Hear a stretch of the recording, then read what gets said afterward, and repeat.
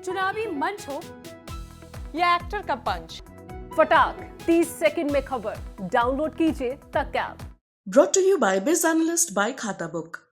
एक ऐसा शख्स जो तुक्के से एक देश का राष्ट्रपति बन जाता है, आज वो अपने देश को युद्ध के हालातों में छोड़कर कहीं नहीं जा रहा, बल्कि युद्ध के मैदान में उतर गया है। यूक्रेन के राष्ट्रपति वोलोदिमिर ज़ेलेंस्की की इस वक्त बात हो रही है। रूस के राष्ट्रपति व्लादिमीर पुतिन के अखंड रूस का सपना यूक्रेन और वहां के लोगों को अब भारी पड़ता हुआ नजर आ रहा है। क्या रूस इस युद्ध को रोक देगा? इसकी कोई ठोस वजह फिलहाल दिखाई नहीं दे रही। इस वक्त पूरी दुनिया केवल एक शख्स के स्वाभिमान और परेशानी को लेकर बात कर रही है, यूक्रेन के राष्ट्रपति वोलोदिमिर ज़ेलेंस्की की। दरअसल 9वीं सदी में कीव रूस नाम का एक स्टेट हुआ करता था, जिसकी राजधानी थी यूक्रेन की ही राजधानी कीव। 1980 से 1015 तक जिस राजा ने इस पूरे स्टेट पर शासन किया, उनका नाम था वोलोदिमिर। दरअसल यूक्रेनी भाषा में इसी राजा को वोलोदिमिर कहा जाता है और रूस में व्लादिमीर कहा जाता है।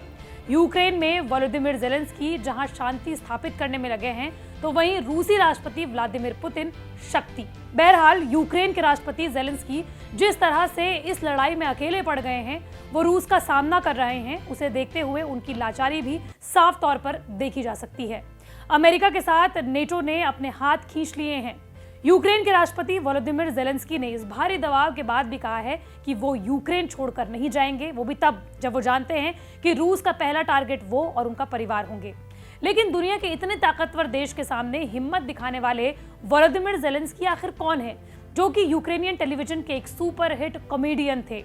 आज वो एक लाचार राष्ट्रपति बनकर रह गए हैं। बताते हैं आपको सब कुछ इसी वीडियो में। नमस्कार, मैं हूं आपके साथ श्रेया बहुगुणा और आप देख रहे हैं न्यूज़ तक।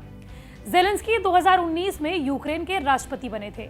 उन्हीं के कार्यकाल में यूक्रेन के संविधान में संशोधन कर देश को नाटो और यूरोपीय संघ का सदस्य बनाने की नीतियों का ऐलान किया गया था।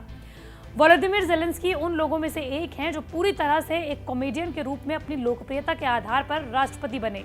44 साल के हो चुके ज़ेलेंस्की को राजनीति का कोई अनुभव नहीं था। वोलोदिमिर ज़ेलेंस्की का जन्म 25 जनवरी 1978 को सोवियत संघ के शहर क्रीव में हुआ था। इस वक्त क्रीव यूक्रेन का हिस्सा है। ज़ेलेंस्की यहूदी हैं। ज़ेलेंस्की का बचपन मंगोलिया में बीता। हालांकि ज़ेलेंस्की यूक्रेनी और रूसी भाषा दोनों को बहुत अच्छी तरीके से जानते हैं।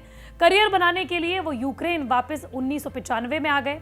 1995 में कीव नेशनल इकोनॉमिक यूनिवर्सिटी से उन्होंने कानून की डिग्री के साथ ग्रेजुएशन किया।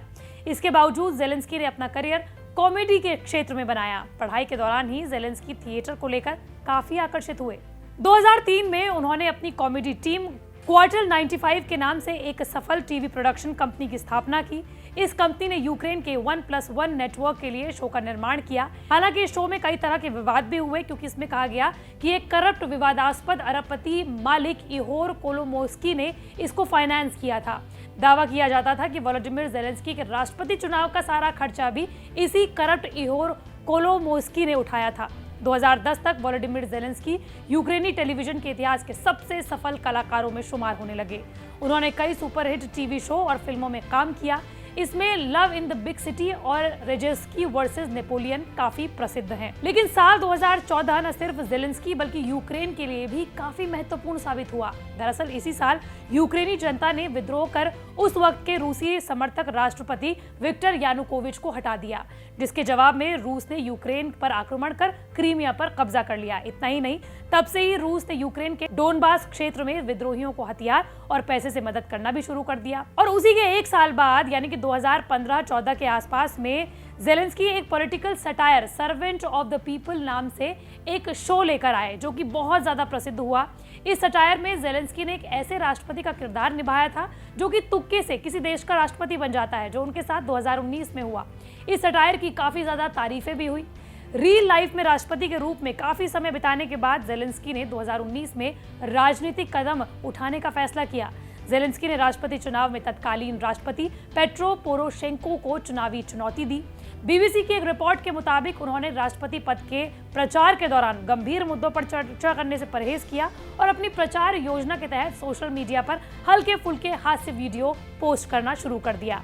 इसी साल हुए राष्ट्रपति चुनाव यानी कि 2019 में जो राष्ट्रपति चुनाव हुए, उसमें उन्हें 73% से ज्यादा मतों से पेट्रो पोरोशेंको को मात दी और यूक्रेन के राष्ट्रपति बन गए। जेलेंस्की के यूक्रेन के राष्ट्रपति बनने के साथ ही यूक्रेन और रूस के बीच का तनाव और बढ़ गया और इसका कारण था उनका नेटो में शामिल होने की बात। वोलोदिमीर जेलेंस्की ने रूसी दबाव की परवाह किए बिना अपने देश को नेटो की पूरी सदस्यता दिलाने के लिए एड़ी चोटी का जोर लगा दिया। यही कारण है कि रूस के राष्ट्रपति व्लादिमीर पुतिन यूक्रेन के राष्ट्रपति को बिल्कुल पसंद नहीं करते, वो भी तब जब दोनों का नाम सेम है।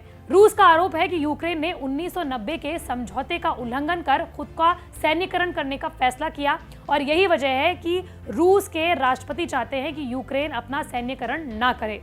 पुतिन यूक्रेन के इस कदम को रूस के लिए प्रत्यक्ष खतरे के रूप में देखते हैं। लेकिन जेलेंस्की के बारे में आप क्या सोचते हैं, जिस तरीके से वो कीव छोड़ने को राजी नहीं है और किस तरह से एक कॉमेडियन राष्ट्रपति बन जाता है और अपने इस ड्यूटी को वो बहुत सीरियसली ले रहे हैं, इस पर आपका क्या सोचना है हमें कमेंट बॉक्स पर जरूर बताइए। मंडे टू फ्राइडे में इस तरह के वीडियो आप तक लाती रहूंगी।